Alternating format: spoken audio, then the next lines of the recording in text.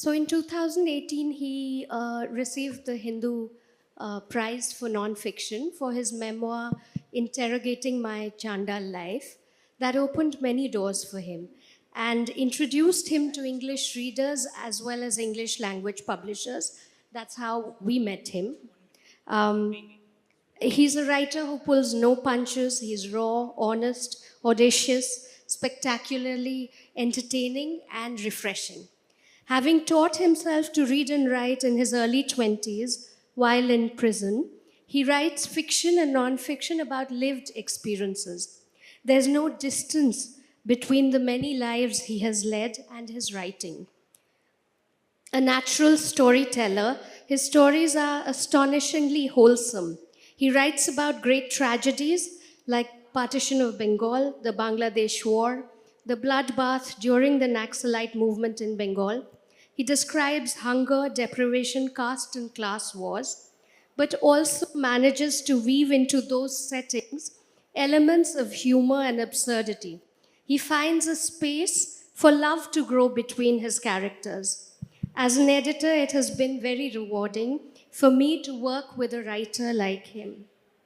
I'll start by asking him to talk about his journey from the time he arrived in India as a refugee from East Pakistan to West Bengal, up till the present, where he's a member of the Bengal Legislative Assembly. Manoranjan Das speaks Bengali and Hindi, like I said, so I'll translate for him. दादा, बहुत लंबा सफ़र रहा है आपका, बहुत संघर्षपूर्ण। Refugee होकर बचपन में आप पूर्वी पाकिस्तान से यहाँ आए, बंगाल में रेफ्यूजी कैंप में थे, वहाँ से आप 14 वर्ष की उम्र में भाग के कलकत्ता चले आए, छोटे मोटे काम करने लगे। वहाँ से आप अब तक का सफ़र क्या रहा आपका? जेल कैसे पहुँचे, पढ़ना लिखना कैसे सीखा? आप स्कूल नहीं गए थे, फिर राजनीति में, पॉलिटिक्स में कैसे आते? छोटे में हमको बताइए। सबको नमस्ते। आप लोग को हिंदी समझ में आता है? नहीं? एक बार हाथ उठाइए तो देखते कितने लोग। अरे, मेरे लिए बहुत आसान हो गया। अच्छा, एक बात मैं आपको बता दूं, ये बताना बहुत जरूरी है ताकि बाद में किसी का कोई नुकसान हो जाए तो उसकी जिम्मेदारी हम नहीं होंगे। कल रात को हमने एक सपना देखा, भगवान आए थे हमारे सपने में कल। उन्होंने कहा, तू जब बोलना शुरू करेगा एक बात बता देना कि जिनको जो कोई जरूरी काम हो वो पहले ही चला जाए। तेरे बात का बीच में अगर कोई उठ के चला जाए तो हम उसको उठा लेंगे। अभी ये बात आप लोग को हम ना बताए, वो देखिए चले जा रहा पहले, क्योंकि उनको डर है भगवान से। तो बीच में अगर आप कोई चले जाएंगे तो भगवान आप पर क्या करेगा इसकी जिम्मेदारी हमारे नहीं है, पहली बात। दूसरी बात तो ये है, मैं बोलना चालू करूंगा और आप उठ के चले जाएंगे, ऐसा हो ही नहीं सकता। जबान काट दूंगा मेरे जबान में इतना ताकत है, मैं आपको बैठा के रखूंगा, आप बैठ के रहोगे। तीसरी बात, आज माननीय प्रधानमंत्री हमारे बंगाल में गए और मैं जहां का विधायक हूं उसी हुगली में गए। हमें भी एक आमंत्रण पत्र भेजा कि आप आओ।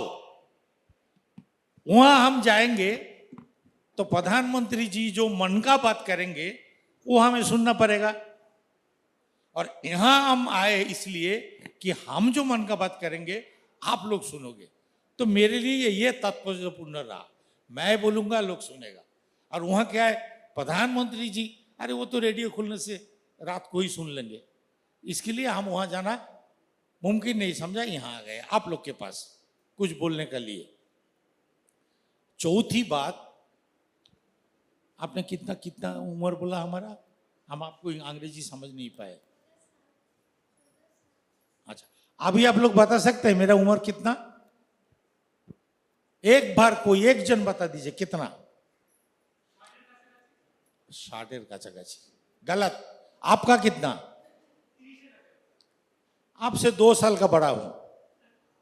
मैं बता रहा हूं भाई, हिसाब मिला लो, गलती हो तो फिर हमें सुधार देना। 77 हमने जेल से निकला। जेल से निकलने के बाद में देखा बाल 1-2 सफेद हो गया, चमड़े में झुर्रियां पड़ने लगा। हम बोले फूल कैसा खिलता है हमने कभी नहीं देखा, पूर्णिमा का चांद कैसा होता है, चांदनी कैसा होता है हमने नहीं देखा, नदी में लहर कैसा आता है हमने नहीं देखा, फूलों का जो सुवास है, सुगंध है, हमने नहीं देखा। क्योंकि वो देखने के लिए जो मन होना चाहिए वो मन हमारा था नहीं। हम तो जेल जाते और आते रहे, बोमा बंदूक पिस्तल उसी के साथ गुजारे। फूल खिलना वो देखने के लिए हमें मौका नहीं था। तो फिर हम जब जेल से आए बोले सूरज किस दिशा से निकलता है भाई साहब? सूरज किस दिशा से निकलता है आप बताइए? सूरज किस दिशा से निकलता है? ईस्ट। क्या सूरज हमारे गुलाम है, नौकर है कि वो ईस्ट दिशा से निकलेगा? नहीं, वो नहीं निकलता। वो जिस दिशा से निकलता है हम उसको ईस्ट बोलते हैं, हम उसको पूरब बोलते हैं। सही कि गलत? महीना कितना दिन का होता है? कोई बोलेंगे 30 दिन का, कोई 29 दिन का, कोई 28 दिन का। अरे महीना क्या हमारे गुलाम है कि वो 30 दिन में होगा, 28 दिन में होगा? हमने अपना हिसाब से बना लिया। तो हमने बोला कि आज से यानी 77 से आज से हमारा हर महीना का दिन होगा 365 दिन। आपका 30 हो सकता है, 30 दिन, लेकिन मेरा होगा 365 दिन। तो जोड़ लीजिए, 77 से 78 से 80, 3 माह, फिर 20 माह, 23 माह और 25 माह, कितना हो गया? 48 माह, 4 साल 2 महीना। तो उस समय अगर हमारा उम्र 27 रहा तो और 4 साल जोड़ लीजिए, 31 साल 2 महीना। आपसे थोड़ा बड़ा है। मैं अभी 31-32 साल अभी हुआ नहीं, ये उम्र मेरा है। आप मानो ना मानो, मैं मानता हूं। और कोई 32 साल का लड़का हमसे लड़ के दिखा दे, हमसे दौड़ के दिखा दे, हम जितना घंटा काम करता है हमारे साथ उतना काम करके दिखा दे, फिर मैं मान जाऊंगा। तो मैं 32 साल का हूं, ठीक है। जब देश का बंटवारा हुआ हमें कोई पूछा नहीं कि हम लोग देश का बंटवारा कर रहे हैं, यहीं से लकीर खींच रहे हैं। हमसे कोई नहीं पूछा, मन मर्जी उन लोगों ने खींच दिया एक लकीर। अब बंगाल में जाओगे तो देखोगे एक आदमी का, एक नहीं कई आदमी का सोने वाला घर जो है वो बांग्लादेश में है और खाना पकाने वाला घर जो है वो इंडिया में है। इस तरह एक लकीर खींच दिया। ये जो देश का बंटवारा हुआ, हम एक बार गए थे करीमगंज, असम। तो हमें 2 घंटा बोलने के लिए बोला गया था, 6 बजे से 8 बजे तक। हम बोलना चालू किए, 2 बजे के बाद में लोगों ने इतना सवाल करना शुरू करे कि हम रुक नहीं पा रहे थे। और उसके बाद में दूसरा प्रोग्राम था। तो हमें बोला कि आज के लिए आप यहीं समाप्त हो जाओ, इसी प्रोग्राम कल होगा दोबारा, और 6 बजे से आप अकेले ही बोलोगे। तो दूसरे दिन 6 बजे से रात 10 बजे तक, यानी 6 घंटा तक हम बोलते रहे 2 दिन में। अभी भी मैं 6 घंटा बोल सकता हूं, और 6 घंटे के अंदर आप उठ के यहां जा नहीं सकोगे, क्योंकि इतने सब कहानी मेरे पास है और सच्ची कहानी। लेकिन 45 मिनट टाइम दिया, ये तो इसमें हम क्या करेंगे। ये जो देश का बंटवारा हुआ, बोलते हैं हिंदू और मुसलमान का लड़ाई झगड़ा हुआ इसके लिए, गलत बात। वो एक मौका था, वो एक बहाना था।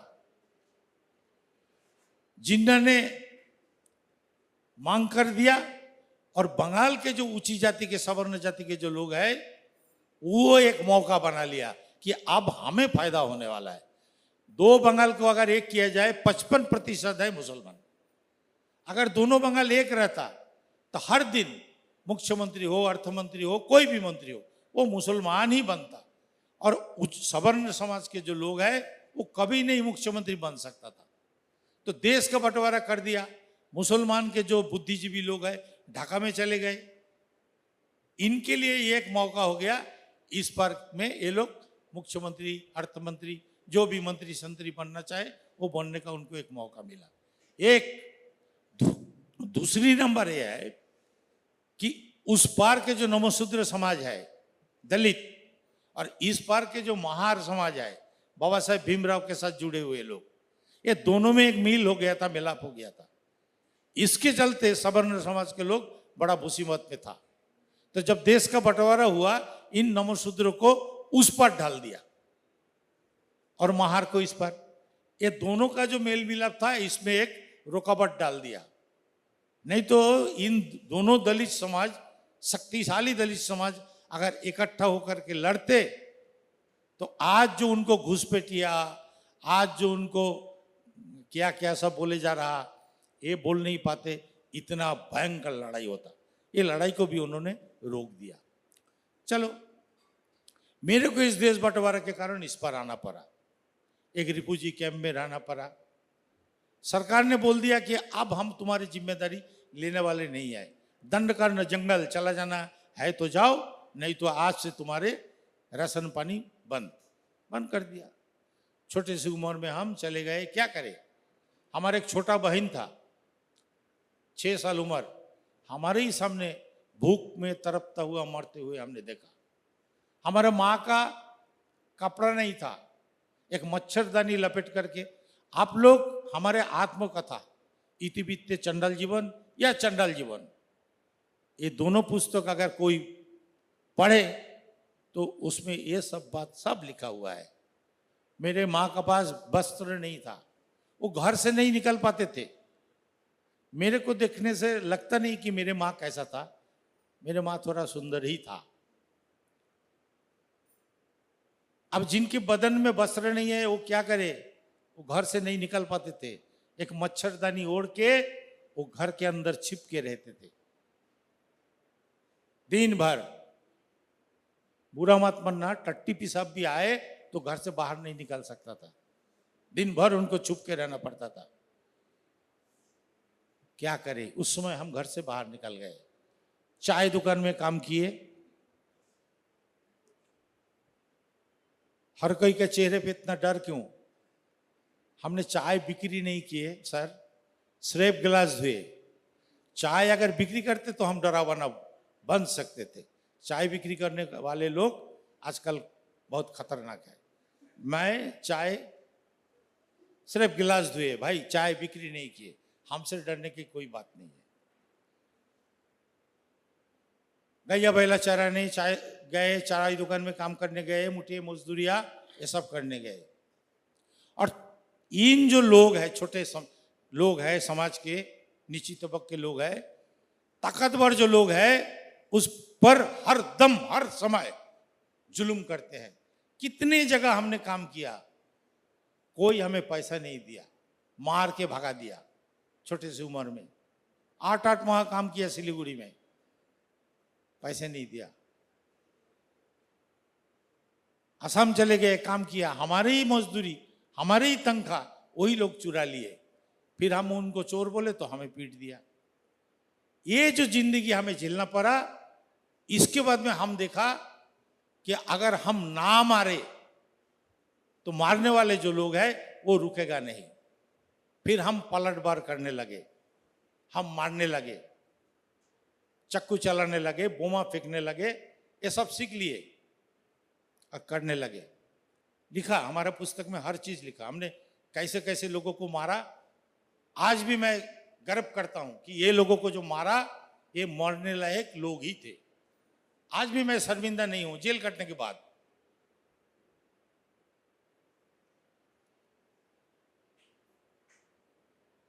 एक छोटी सी बच्ची, आपसे सवाल करूंगा, आप जवाब देना। 17-18 साल, 18 पूरा नहीं हुआ, बर्तन मलता है लोगों के घर में, उसके साथ किसी का साथ प्यार मोहब्बत हो गया था। रात को लोग सिनेमा देख के जा रहे थे, नाइट शो, 4 गुंडे उनको पकड़ लिए, रेप किए। वो गुंडे लोगों को उन लोग पहचान लिए, बोले दादा बचपन से तेरे लोगों के सामने हमने बड़े हुए और तूने ऐसा किया। बोले अरे पहचान लिया।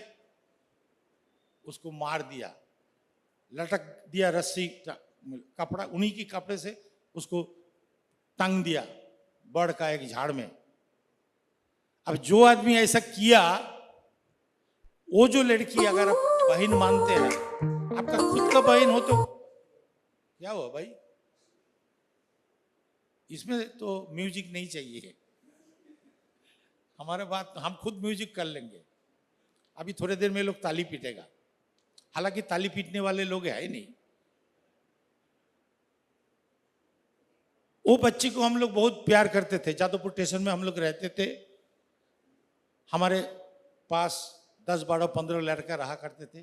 किसी का माँ नहीं, किसी का बाप नहीं, किसी का माँ बाप कोई नहीं, किसी का माँ बाप होते हुए भी नहीं। वो हमारा एक गैंग था। हम लोग उस लड़की को बहन मानते थे। जब हम लोग को पता चला कि फलाना आदमी ऐसा किया, तो उसको ढूंढ के हम लोग निकाले। पुलिस नहीं ढूंढ के उसको निकाल पाता था, लेकिन हम लोग निकाले। फिर जो करना था, उनको जिस तरह की सजा मिलना चाहिए था कानून के मुताबिक, कानून तो दे नहीं पाए लेकिन हम लोग दिए। तो ये जो काम हम लोग करते आए, इसी के बदौलत हमें जेल जाना पड़ा। आप लोग जानते हैं, सुने होंगे लेनिन का नाम। उन्होंने कहा जेल जो है वो दुनिया का सबसे बड़ा विश्वविद्यालय है। और कोई माने ना माने, मैं मानता हूं, क्योंकि बाहर में मेरे को 2 जून खाने का नहीं मिलता था, सोने के लिए एक चादर नहीं मिलता था, घर नहीं था, स्टेशन में रहा करते थे। पुलिस आकर के लात मार के उठा देता था, पकड़ के ले जाता था। बीमारी हो जाए दवा नहीं मिलता था। लेकिन जब जेल चले गए तो इन तमाम चीज हमें मिलने लगा। 3 टाइम खाना, जाड़ा में कंबल, बीमारी हो जाए तो दवा दारू, और सबसे बड़ी बात, दुश्मन कोई वहां नहीं था हमें मारने वाला। जबकि बाहर में बहुत सारे दुश्मन था, हर समय जेब में चाकू लेके घूमना पड़ता था, या तो वो हमें मारे या तो मैं मारूंगा। पढ़ लेना मेरे आत्मकथा, मारा ऐसा भी मैं, मेरे को मारने लगी और मैं मार के उसको अपने जान बचाया। तो जेल जब चला गए, एक व्यक्ति मिला हमें। उन्होंने कहा लंबे समय तेरे को जेल में गुजारना है, बाहर में तेरे को जो कुछ नहीं मिल रहा था जेल में तो मिल रहा।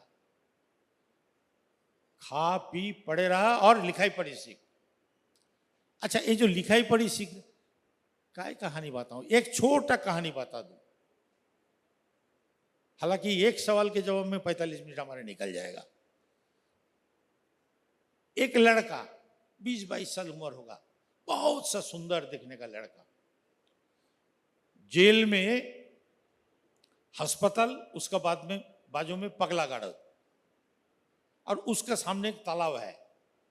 वो तालाब में वो बच्चे, वो लड़का कपड़ा धो रहा। हमने उनको देखा, हमने बोला भाई ये तो पागल जैसा नहीं लगता है और पेशेंट भी नहीं है, तो फिर ये कपड़ा कैसे धो रहा? तो उनके सामने हम चला गए, बोले भाई आप जेल में क्यों हो? ये नहीं बोल पा रहा कि आप पागल हो क्या। हमने उनको पूछा आप जेल में क्यों हो? उन्होंने कहा मां हमें पकड़वा दिया।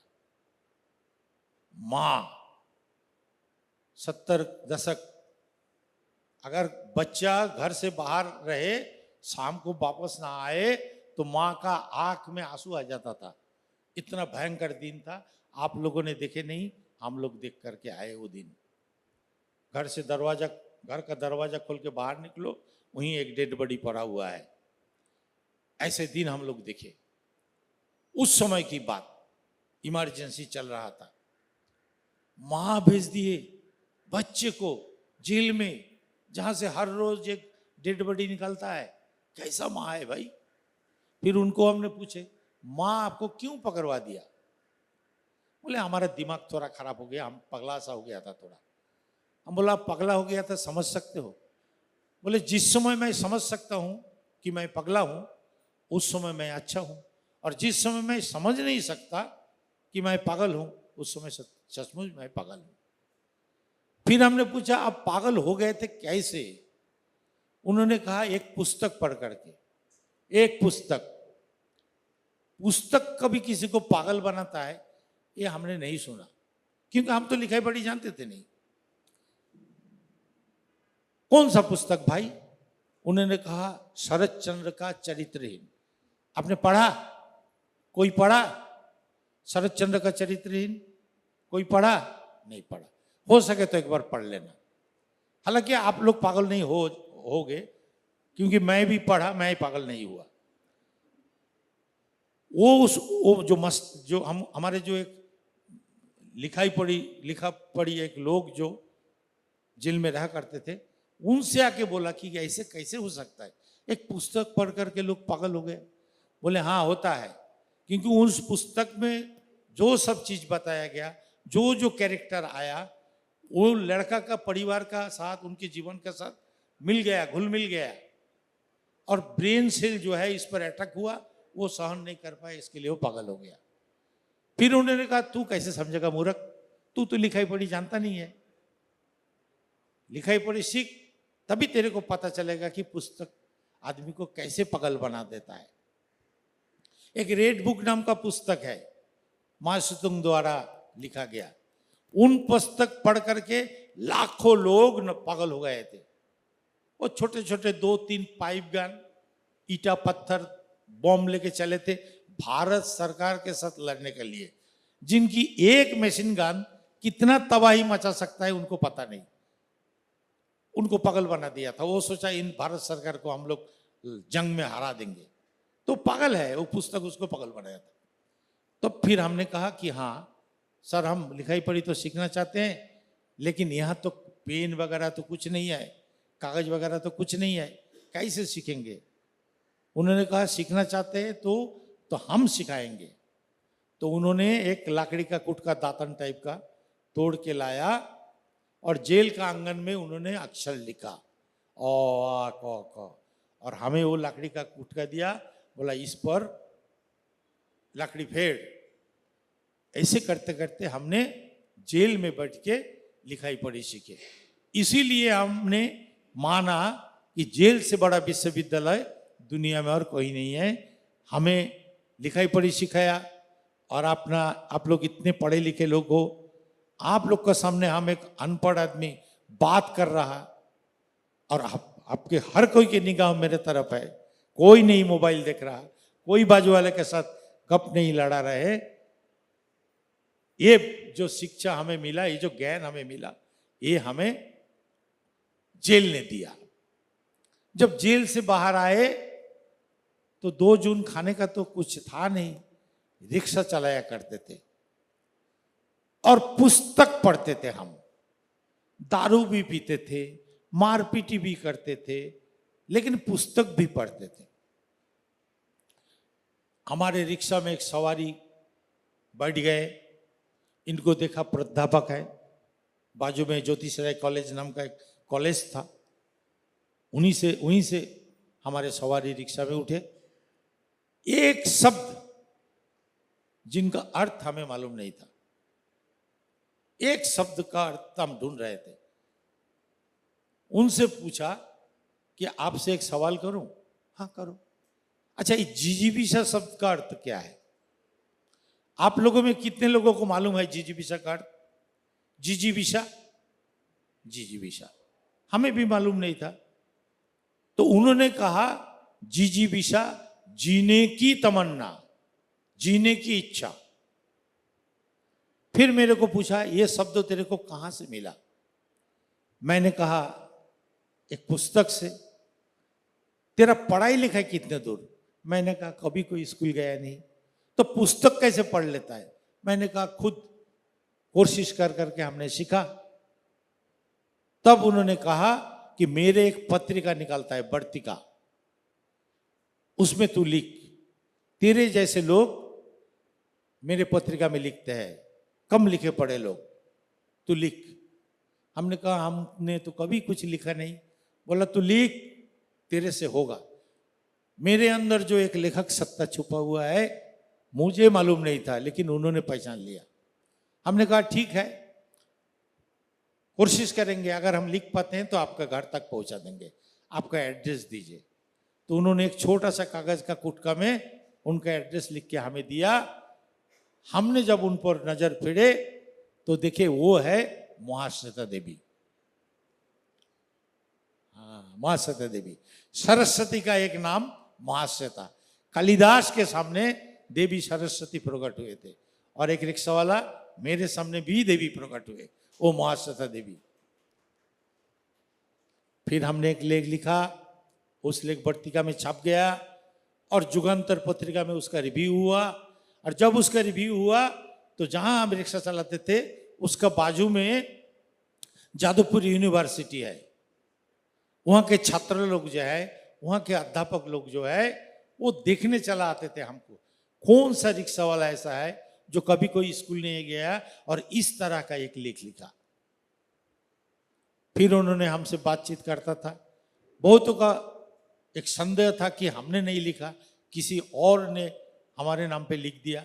तो बातचीत के बाद उन्होंने फिर कहा करते थे कि हमारे एक पत्रिका निकालता है, इसके लिए तुम एक लेख लिखो। ऐसे ही फरमाइशी लेख हम लिखते गए, और लिखते लिखते यहां तक आ पहुंचे, आप लोग के दरबार में। ये हमारा लेखक जीवन का शुरुआत। बंगाल में जब हम पुस्तक लिखते थे, इसको खत्म कर दो, बंगाल में हम जब लिखते थे, हमारे कोई पुस्तक किसी प्रकाशक ने छाप दिया, बड़ी मुश्किल से 200 प्रति बिक्री होता था, बड़ी मुश्किल से।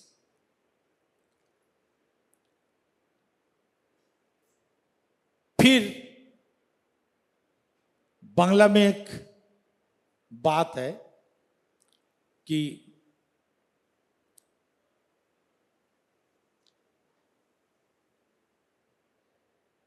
अभी वो बात को थोड़ा भूल गया, कि घर के लोग, गांव के लोग इज्जत नहीं देते, उनकी कदर नहीं करते, उनका गुण का परख नहीं करते। करते हैं तो बाहर वाले करते हैं, और बाहर वाले जब करते हैं तब फिर गांव वाले करने लगते हैं। हमारे पुस्तक एक अनुराग सिन्हा जी दिल्ली में, उन्होंने पढ़ा गान पाउडर हिंदी और बातासे बारूदेर गंध। उन्होंने कहा इसको हम ट्रांसलेट करेंगे, हालांकि हमें विश्वास नहीं हुआ था। फिर हमने कहा ठीक है, करना चाहते कीजिए, करा। उसके बाद में वेस्टलैंड एका प्रकाशनी, इन्होंने पुस्तक छपा हमारा। अभी तक 8-9 पुस्तक 10 पुस्तक हमारा अंग्रेजी में ट्रांसलेट हुआ, और मलयालम और उड़िया और कई भाषा में ट्रांसलेट हुआ। और सबसे बड़ा बात है ये जो इस मंच पे हम लोग खड़े हुए हैं, दी हिंदू, इन्होंने हमारा एक पुस्तक को पढ़ा 2018 में, और वो पुस्तक को पढ़ करके हमें यहां बुलाया गया। इनके लीड फेस्ट में बहुत बड़े बड़े राइटर आए थे, हम भी आए थे, 8 साल बाद फिर आए। उन्होंने हमारे पुस्तक को दी हिंदू प्राइज दिया।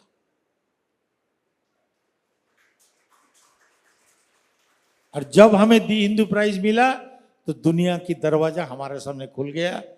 आज मैं गर्व के साथ ये बात बोल सकता हूं कि मैं एक राइटर हूं, मैं एक राइटर हूं। अभी दीदी ने बताया कि मैं बलागढ़ का विधायक हूं, ये मेरे लिए कोई मायने नहीं रखता। मैं राइटर हूं, ये बहुत मेरे लिए सम्मान का बात है।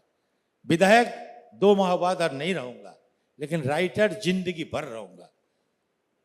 विधायक तो मजबूरी में होना पड़ा, लेकिन राइटर मैं दिल से हुआ, क्योंकि कुछ बात आप तक पहुंचाना चाहते थे, बोल के पहुंचाना चाहते थे, लिख के पहुंचाना चाहते थे। इसके लिए हम राइटर बना। वो हमारा गर्व का विषय है, वो हमारा सम्मान का विषय है। विधायक और विधायक के हैसियत से हम यहाँ आए भी नहीं। विधायक होकर के हम आते तो विधानसभा से हमें परमिशन लेना पड़ता। हमको वहाँ बुलाया गया, जाऊं, वो अगर बोलते जाओ तब। लेकिन हम राइटर का हैसियत से हैं, हम राइटर सब जगह जा सकते हैं, समुंदर का गहराई तक जा सकते हैं, आसमान तक जा सकते हैं। जा सकते कि नहीं? जा सकते कि नहीं? जब एक राइटर वो सूर्य बृहस्पति ग्रह लेकर के जब कहानी लिखते हैं तो उन्होंने गया होगा तभी तो, समुद्र का गहराई तक गया होगा तभी तो समुद्र के बारे में लिख सकता। तो एक राइटर कहाँ कहाँ नहीं जा सकता, सब जगह जा सकता है। तो इसके लिए मैं यहाँ पहुँच गया आप लोग की सेवा में। इतने देर तक हमने बोला, आप लोग को सुना, अच्छा लगा तो ठीक, नहीं अच्छा लगा तो बुरा लग ही सकता है। क्योंकि जब मेरा जन्म हुआ मुंह में जो मधु बोलते हैं, हनी, वो नहीं डाला गया। जो बच्चे का मुंह में हनी नहीं डाला जाता उसका जीवन जो है कड़वा हो जाता है, उसका बोली जो है वो बोली में मिठास नहीं होता। तो मेरे बोली में मिठास नहीं है, जीवन मेरे कड़वा है, वो आप लोग के साथ थोड़ा शेयर किया। अच्छा लगा हो तो ठीक, नहीं लगा हो तो क्षमा कर दीजिएगा।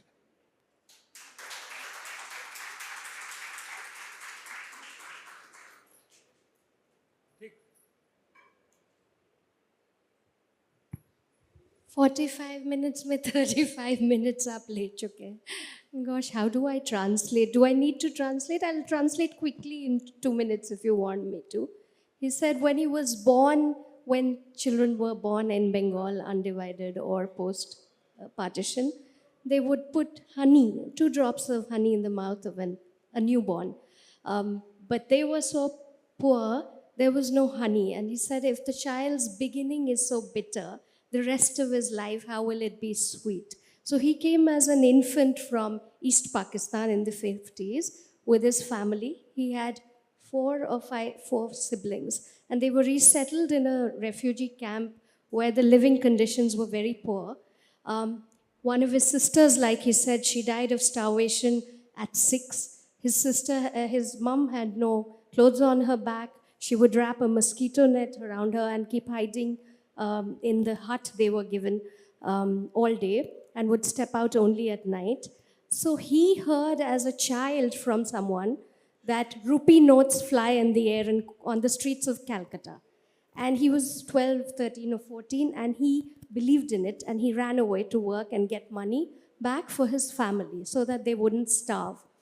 And once he reaches Calcutta, he sees how India is changing. Bengal is changing in the 60s and 70s. He was a youth in the 70s during the Naxalite movement, where the youth of Bengal were turned into revolutionaries to take back land from landlords, and they were fighting against the government as well. He too got involved because he thought people were being unfair, and landed up in jail at the age of 23 or 24, where someone told him that he was crying a lot. That's what he's told me earlier, that he was crying bitterly, and someone told him that you might be stuck here for 2-3 years. How are you going to pass the time? So why don't you learn how to read and write? So someone gave him a twig, and in the courtyard of the jail, they taught him how to write the alphabet. And after that, he became a voracious reader. He read all the journals that used to come to the prison. And once he was released, he becomes a rickshaw puller in Kolkata. And he used to park every day in front of a college. And one day, a lady professor, she steps out, boards his rickshaw, and she finds him reading a journal. And she's very surprised because it's a journal that she edits. That's called Bartika. And she asked him, who are you? Why are you reading my journal? She's very surprised. So he says, there's a word I don't understand. It's called Jiji Visha.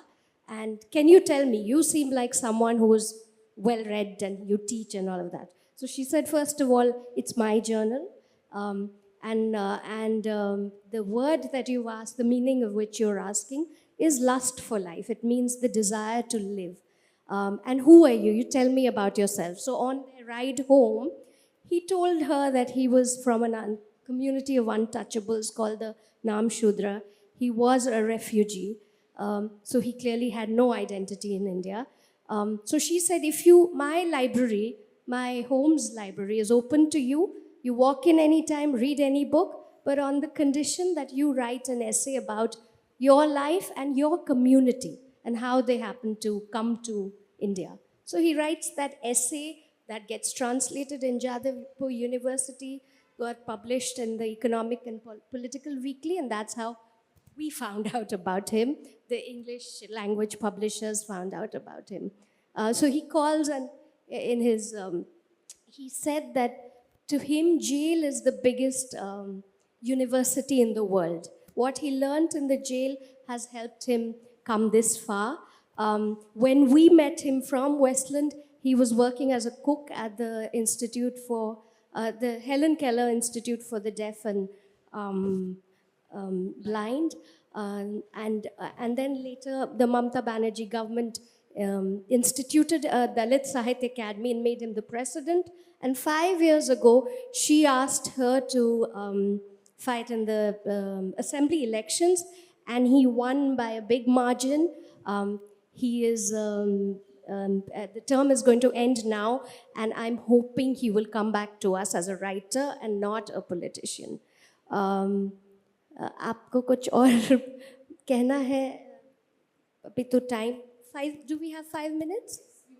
Okay. क्या पूछूं आपसे? आपने तो सब कह ही दिया.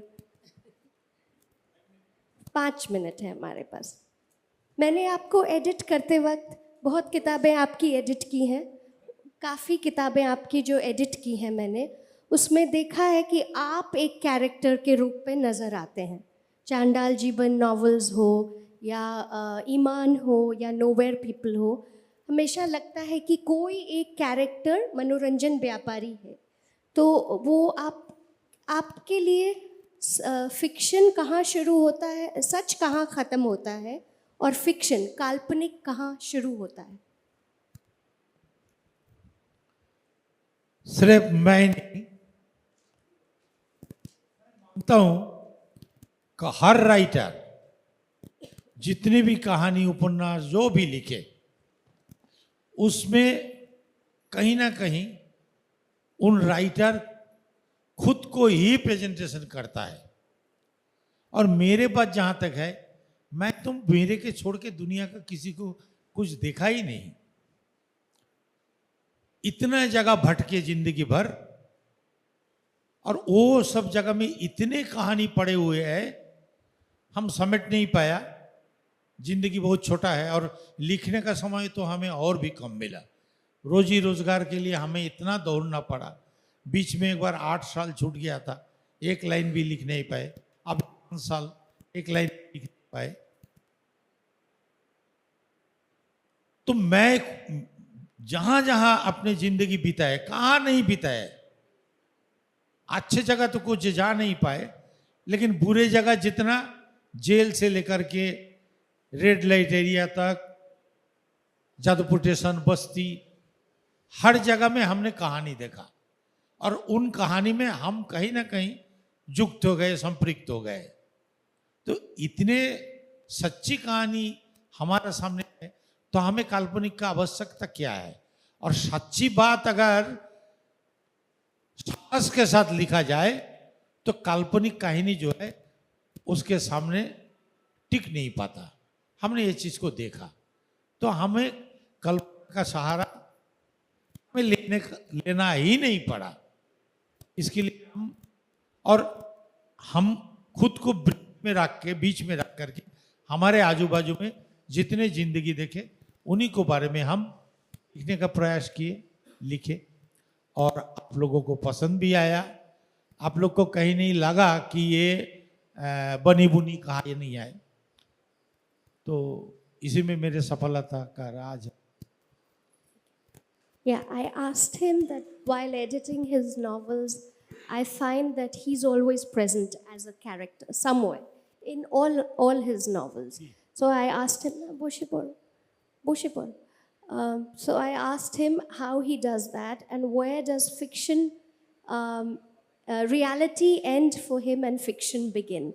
So he says he doesn't need to write fiction because he has enough true stories, real stories to tell. He writes about the experiences he has actually lived. He writes about life in prison. He writes about living on the railway platform. He writes about spending a lot of time working in the lanes of a red light district. So he writes about working at a tea shop. Everything that he has lived, he writes about. So he doesn't need the padding of fiction at all. एक last question है कि आपके books में आपकी किताबों में जो महिला कैरेक्टर है, जो औरतें हैं, या वो रेल बस्ती में रहने वाली कबारी बेचने वाली हो, या वो किसी के घर में मेड हो, बर्तन धोने वाली हो, या वो रेड लाइट डिस्ट्रिक्ट में कमा के खाने वाली हो, जिसको आप कहते हैं कि खुद से कमा के खानी, वो सारी औरतें मजबूत हैं, अपने डिसीजंस, अपने फैसले खुद लेती हैं, वो कमज़ोर औरतें नहीं हैं. तो इसको देख के मुझे लगा कि एक बहुत नई दुनिया से मुझे लगा कि एक नई दुनिया देख रही हूँ, क्योंकि मेरा सोचना ये था कि ये कमज़ोर, दबी कुचली, ओप्रेस्ड औरतें हैं. तो ये आप कैसे कर लेते हैं? क्या आपने ऐसी औरतों को देखा है? हमने देखा है. हमने उन ताकतवर औरतों को देखा है. हालांकि समाज में कमजोर औरत भी है, लेकिन हमें लगा नहीं कि कमजोर को सामने लाए, वो प्रेजेंटेशन करे, प्रतिनिधित्व करे. ताकतवर जो औरत है उनको इसलिए हम सामने लाए कि उनको देखकर कि औरत ये महसूस ना करे कि हम शारीरिक रूप से हम कमजोर है तो हम समाज में कमजोर है. नहीं, शारीरिक रूप से आप कमजोर हो, लेकिन मानसिक रूप से आप बहुत ताकतवर हो सकता है अगर आप खुद को ताकतवर समझो तो हमने जिन कैरेक्टर को देखा, उनका ताकत को हमने देखा, तो उनको हम सोचा कि समाज में सामने लाओ और उनको एक प्रतिनिधि के रूप में स्थापित करो, ताकि उनको देख करके और औरतों में उन ताकत आए, उन मनोशक्ति, मनोबल आए. इसके लिए हमने उनको सामने लाया. My question to him was, in your books you বসে পড়ো দাদা শেষ করছি. আমি একটা শেষ কথা বলে দেব. হ্যাঁ, তারপরে. In your books you rarely portray women as weak characters, whether it's a girl living on a railway platform or a woman selling scrap in a railway basti or a sex worker. You depict them as kama ke khane wali, the one who earns her own keep. They make their own choices, and even without formal education, they have a voice in their world. In our world, they have agency. Through their voices, readers discover an entirely new world. What makes you do that? So he says that he has actually seen very strong women, and he adds some more to his books because he wants them to represent the real world and inspire women like us, inspire readers, and that's why he doesn't portray weak women. I think I'll ask him to conclude and then we'll finish. तुम्हें की बोलते चाहो बोलो. हो गया, programme खत्म. अभी एक बात वो ना बोलूं मैं तो मेरा बात जो जितना बात हम यहाँ बोलने आए बंगाल से प्राइम मिनिस्टर का मीटिंग छोड़ करके, वो पूरा नहीं हो पाएगा. हालांकि बहुत कम लोग हैं यहाँ. हम लोग पहले जब आए तो पूरा खचाखच भरा हुआ था. हम बड़ा खुश हुए कि ये इतने लोग हमारे बात सुनेगा, लेकिन सब निकल गए. थोड़े ही लोग बचे हैं. तो थोड़े ही हो और ज्यादा हो कोई मायने नहीं रखता. पूरा महाभारत जो है सिर्फ एक आदमी को लिए बोला गया, वो है परीक्षित. बोले बहुतों ने, सुना एक ने, और वो पुस्तक माने वो बात हजारों सालों से लोग सुनते रहे. तो आप इतने लोग ना हो करके एक भी होते तो कोई फर्क नहीं पड़ता. हमारा जो बोलना था वो एक ही व्यक्ति को हम बोलते, क्योंकि ये बात कभी मरेगा नहीं, ये जिंदा रहेगा. एक बात अपने ओर से बोल के खत्म करूंगा मैं. पिछले बार भी 8 साल पहले भी ये बात हमने बोले थे और आज भी बोलूंगा. अश्वमेध यज्ञ हो रहा था. पांडव लोगों ने अश्वमेध यज्ञ का एक अश्व छोड़ दिए. किसी माई का लाल में दम है तो इसको पकड़ के दिखा, जो इसको पकड़ेगा मार डालूंगा. मारने पीटने वाली बात आप ही नहीं, उस समय भी चल रहा था। आजकल थोड़ा ज्यादा चल रहा, लेकिन उस समय भी चल रहा था। तो एक छोटा सा बच्चा था, बबरू बावन उसका नाम था। वो अश्व को पकड़ लिया, बोला छोड़ेगा नहीं, हमारे खेती में हमारे फसल को नुकसान किया, हम इसको छोड़ेंगे नहीं। तो जंग छिड़ गया। अर्जुन आए उधर से, गंडी हाथ में लिए, इधर से बबरू वाहन आए। तो बबरू वाहन ने, अर्जुन ने बबरू वाहन का रथ पर एक बाण मारा,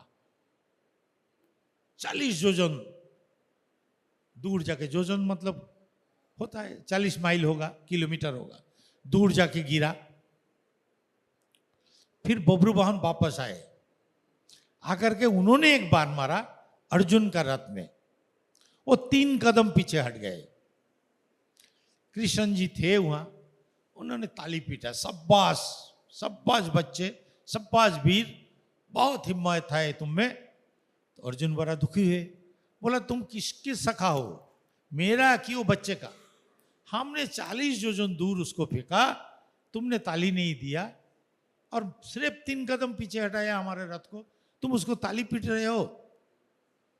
तब किशन जी ने बोला कि अर्जुन तुम कौन हो, तुम मेरे सखा हो, तुम्हारे रथ पर बैठा है हनुमान, और के तमाम वजन लेकर के में इस रथ को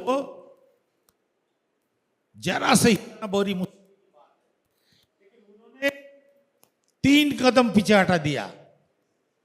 उसके रथ को तुम 400 योजन दूर फेंक सकते हो, कोई बड़ा भारी बात नहीं, लेकिन 3 कदम पीछे हटाना बहुत भारी बात। इसके लिए हमने उनको ताली दिया। हमने, हमारे खाने पीने का कोई साधन नहीं था, रहने का कोई ठिकाना नहीं था, कभी कोई स्कूल तो गए नहीं, हर समय पुलिस भगाता था पकड़ने के लिए, जेल डालने के लिए, दुश्मन मारने के लिए ढूंढ रहा था। इस स्थिति में हमने लिखाई पढ़ी सीखे, और हमने 27 पुस्तक लिखे, 6 भाषा में ट्रांसलेट हुए, सिर्फ 9 पुस्तक अंग्रेजी में हुए। अच्छा पुस्तक तो वही लिखेंगे जो अच्छा स्कूल में पढ़े, अच्छा खाना पीना खाए, अच्छा मकान में रहे। लेकिन जिनके पास कुछ नहीं था, फिर भी हमने 27 पुस्तक लिखे, इतना भाषा में ट्रांसलेट हुआ, कितना पुरस्कार हमें मिला, गिनाऊं क्या पुरस्कार? टाइम भी, इतना बड़ा काम करके हम, क्या आपकी ओर से मेरे लिए एक ताली नहीं हो सकता क्या?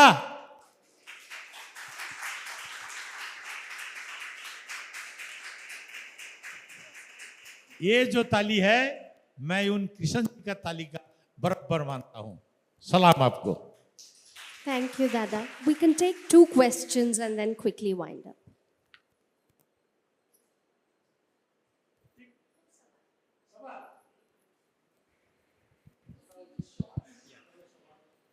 Namaskar, Dada.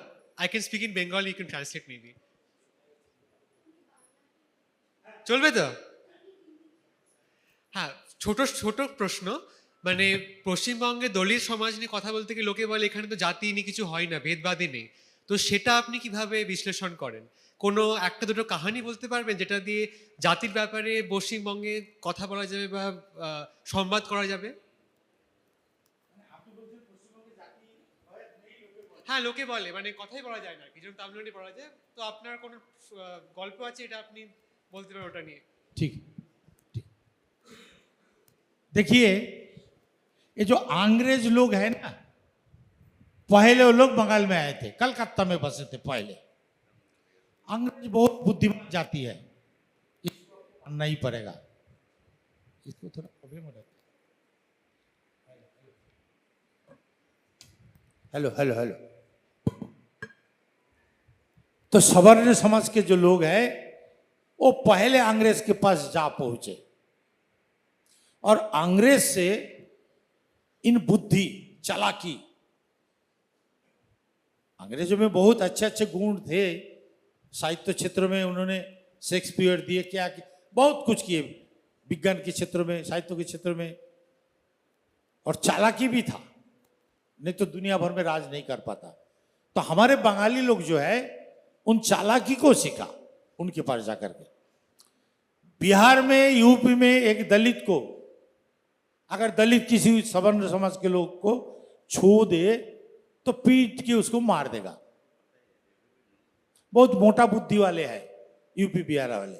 बंगाल के लोग ऐसा नहीं है, वो कंधा पे हाथ रख करके चलेगा। वो खाना बनाने का, मालूम है आपको, हम खाना बनाते थे एक स्कूल में, वहाँ ऊंची जाति के लोग भी खाना खाते थे। हम खाना बनाएंगे, वो खाएगा, इसके लिए भेदभाव वो नहीं करेगा, उसके घर के अंदर तक घुसने देगा, इसके लिए भेदभाव वो नहीं करेगा।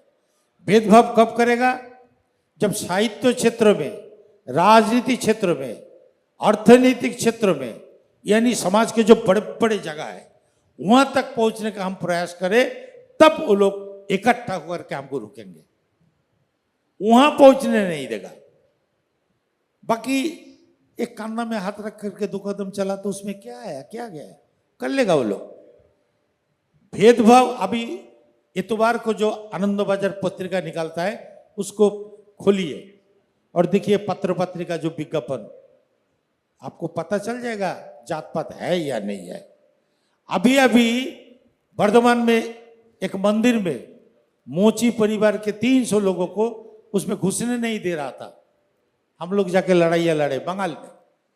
विमान बसु, आपको याद होगा, वो जो आंगनबाड़ी का जो खाना बनाते हैं, एक निम्न वर्ण समाज की एक महिला थे, ऊंची जाति के लोग बोले हम लोग खाना नहीं खाएंगे, फिर विमान बसु को जाकर के वहाँ उनके साथ बैठ के खाना खाना पड़ा, तब जाकर के लोगों ने खाना खाना शुरू किया।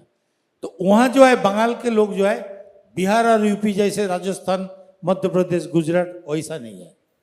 वो छोड़ देगा, आपके साथ बैठ के चाय पी लेगा, आपके घर तक घुसने देगा, लेकिन सामाजिक, अर्थनैतिक, राजनीतिक, सांस्कृतिक इन क्षेत्रों में अब जाना चाहो, आगे निकलना चाहो, तब सब मिल करके आपको रोकेगा। हमें भी रोका गया। आज मैं दलित साहित्य अकेडमी का चेयरमैन हूं। उस क्षेत्र में नाम बदल करके, आपको मालूम मेरा नाम मनोरंजन व्यापारी है, मनोरंजन व्यापारी नाम से हमने कहानी लिखा, पत्रिका में भेजा, वो देखा व्यापारी, अरे दत्त तरीके, ये व्यापारी सेपारी लोग कब से लिखने आए, वापस कर दिए। और उसी लेख को मैं फिर दोबारा लिखे और नाम डाले मदन दत्त। मेरा एक पुस्तक मदन दत्त नाम से भी आया था, वृत्त शेष पर्व, उसको छाप दिए। फिर उनको जाके बोले कैसे भाई, इसी कहानी को तुमने वापस किया था, फिर कैसे छपे? 20 रुपया उन्होंने दिया भी था हमको कहानी के लिए।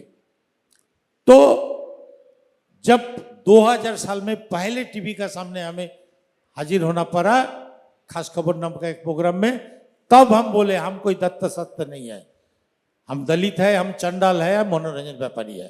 क्योंकि तब तो हमारा थोबड़ा जो है लोग दिख रहा, पहले तो दिख नहीं पाए, कहानी लिख दिए, छाप दिए, कौन मदन दत्त है, कौन मनोरंजन व्यापारी है। लेकिन जब टीवी के सामने आया, हमारे थोबड़ा जब लोगों को दिखाना पड़ा, तब बोले हम चंडाल है, अछूत और अस्पृश्य है ना। तो जात पात बंगाल में है, लेकिन बहुत सूक्ष्म रूप से है, उसको पकड़ना पहचानना बड़ी मुश्किल की बात है। बिहार में आप पहचान लोगे, यूपी में पहचान लोगे, लेकिन बंगाल में पहचान के लिए आपको दलित होना पड़ेगा।